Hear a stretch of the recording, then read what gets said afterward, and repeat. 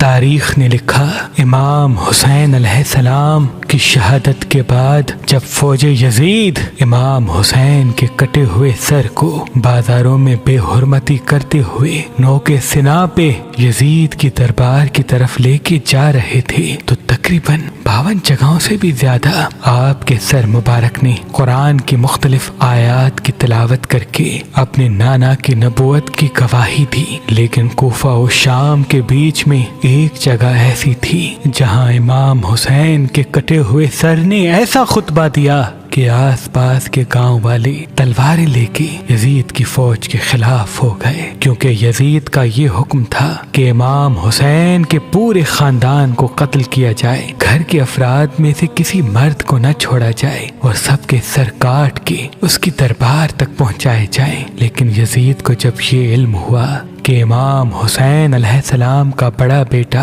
امام علی زین العابدین علیہ السلام بیبیوں کے ساتھ قید ہو کے شام کی طرف آ رہے ہیں، تو یزید نے اپنے سپاہیوں میں سے کچھ کو اس پیغام کے ساتھ شمر کے پاس بھیجا کہ جس طرح سے بنی ہاشم کے تمام سر کاٹ کے میرے پاس لے کے آ رہے ہو، ویسے ہی علی زین العابدین کا سر بھی کاٹ لو، کیونکہ میں چاہتا ہوں کہ آل محمد کی اولاد اس زمین پہ قائم نہ رہے، کوئی بھی خود کو محمد مصطفیٰ سے نسبت نہ دے اور رہتی دنیا تک آل محمد کا نشان زمین سے ختم ہو جائے۔ تو یوں زبیر بن عبداللہ اور حارث بن نعمان اس قافلے تک آ پہنچتے ہیں جس میں رسول اللہ کی بیٹیاں ننگے سر قیدی ہو کے آ رہی ہیں اور رسول اللہ کے پورے خاندان کے سر کٹے ہوئے نوکے سنا پہ بلند دربار یزید کی طرف چل رہے ہیں۔ جیسے ہی ان سپاہیوں نے تلوار نکالی اور باواز بلند شمر سے کہنے لگے کہ اے شمر،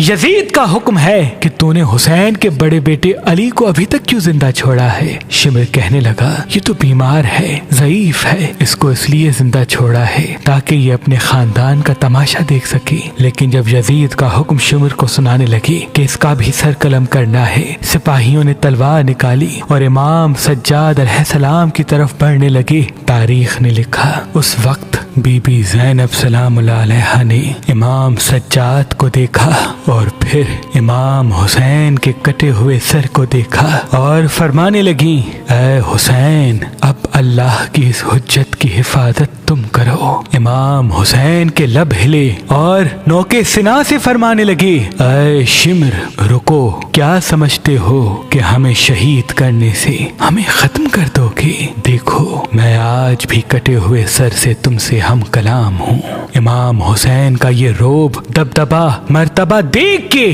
وہ جو سپاہی جو یزید کی طرف سے آئے تھے انہوں نے اپنی تلواریں زمین پہ پھینک دی۔ ایک عجیب سا شور برپا ہو گیا، آس پاس کے گاؤں والے آ گئے۔ امام حسین سب سے مخاطب ہو کے فرماتے ہیں اے بستی والو، میں حسین ابن علی ہوں، فاطمہ کا بیٹا، رسول کا نواسا، وہ محمد جو تمام انبیاء سے افضل ہے، اور یہ جو خاندان قیدی بنا کے یزید اپنی دربار کی طرف لے کے جا رہا ہے، یہ وہی خاندان ہے جس کے لیے اللہ نے قرآن میں قسمیں اٹھائی ہیں۔ یہ خاندان پوری انسانیت میں اللہ کے سب سے قریب ہے۔ یہ جو بیبیاں ننگے سر تم دیکھ رہے ہو یہ رسول کی بیٹیاں ہیں۔ یہ تمام سر جو کٹے ہوئے نوکے سنا پہ بلند ہیں یہ رسول کی اولاد ہیں۔ جیسے ہی امام حسین علیہ السلام کے الفاظ آس پاس کے گاؤں والوں نے سنے، انہوں نے اپنی تلواریں نیام سے نکالی اور یزید کے سپاہیوں کی گردن پہ رکھی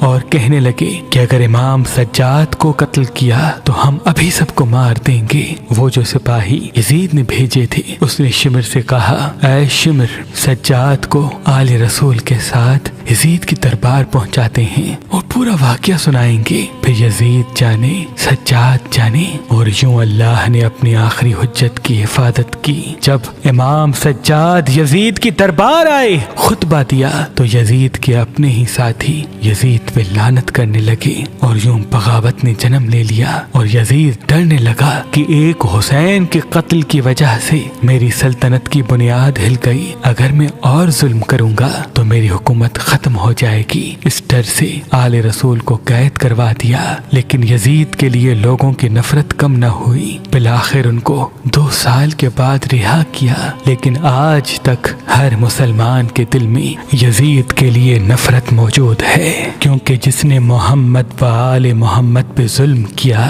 اس نے اللہ کو ناراض کیا، اور جس نے اللہ کو ناراض کیا اس پر ہمیشہ لعنت برستی ہے۔ ہماری لا تعداد حسینی بہنیں اہل بیت سے پیار کرنے والی کنواری گھر میں بیٹھی ہوئی ہیں، ان کو اچھے رشتے نہیں ملتے، اور کافی مرتبہ اگر ملتے ہیں تو اہل بیت سے پیار کرنے والا ایک اچھا رشتہ، نیک رشتہ نہیں ملتا۔ تبھی مہربان شاہی دفتر نے لا تعداد اہل بیت سے محبت کرنے والے رشتوں کی لسٹ بنائی ہوئی ہے۔ اگر آپ اپنے لیے ایک اچھا اور نیک رشتہ چاہتے ہیں تو آج ہی مہربان شاہی .com پہ آئیں، اپنا فارم فل کریں اور اپنے لیے اچھا رشتہ حاصل کریں۔ اگر سرکاری نوکری والا لڑکا چاہیے یا ایسی لڑکیاں چاہیے جو گھر کو سنبھالتی ہوں، گھر کا کام کرتی ہوں، والدین کا احترام کرتی ہوں، بچوں کی اچھی پرورش کرنے کے اوصاف ان کے وجود میں ہوں، تو مجھے امید ہے آپ کے لیے رشتہ ضرور موجود ہوگا۔ آپ اپنے لیے اچھا رشتہ ہماری اپلیکیشن مہربان شادی جو گوگل پلے اسٹور پہ موجود ہے وہاں پہ بھی فارم فل کر کے دیکھ سکتے ہیں۔ مزید معلومات کے لیے مہربان شاہی دفتر کے نمبر پہ کال کریں۔ اللہ آپ کو سلامت رکھے، اللہ